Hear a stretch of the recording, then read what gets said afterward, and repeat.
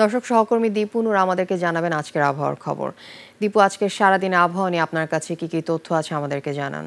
ধন্যবাদ আফিফা আপনাকে। দর্শক, আজ ৮ ডিসেম্বর ২০২৫-এ আবহাওয়া অধিদপ্তরের দেয়া সবশেষ তথ্য মতে আগামী ২৪ ঘন্টায় ঢাকা সহ সারা দেশের আবহাওয়া প্রধানত শুষ্ক এবং সেই সাথে আবহাওয়া প্রধানত হালকা কুয়াশাচ্ছন্ন থাকার সম্ভাবনা রয়েছে বলে জানিয়েছে আবহাওয়া অফিস। সারা দেশের তাপমাত্রা দিনের দিকে কিছুটা অপরিবর্তিত থাকলেও রাতের দিকে এই তাপমাত্রা ১ থেকে ২ ডিগ্রি সেলসিয়াস পর্যন্ত কমে যাওয়ার সম্ভাবনা রয়েছে বলে জানায় আবহাওয়া অফিস। এছাড়া আবহাওয়া অফিসের দেওয়া আরও একটি তথ্য মতে আমরা জানতে পেরেছি উপমহাদেশীয় উচ্চচাপ বলয়ের বড় একটি অংশ বর্তমানে পশ্চিমবঙ্গ এবং তৎসংলগ্ন এলাকা জুড়ে অবস্থান করছে। এর বড় একটি অংশ উত্তর পূর্ব বঙ্গোপসাগর জুড়েও বিস্তৃত রয়েছে। এছাড়া মৌসুমের স্বাভাবিক লঘুচাপটি বর্তমানে পশ্চিমবঙ্গ এবং তার তৎসংলগ্ন এলাকা জুড়েও বর্ধিত রয়েছে।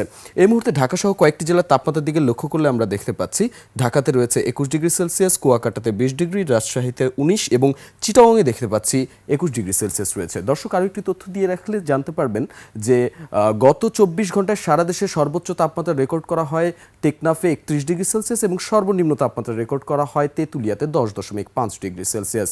দর্শক, এই ছিল আজকের আবহাওয়া নিয়ে আমার কাছে সবশেষ তথ্য। আগামীকাল সূর্যোদয় হবে ভোর ৬টা ২৯ মিনিটে বলে জানিয়েছে আবহাওয়া অফিস। ফিরে যাচ্ছে স্টুডিওতে আফিফার কাছে।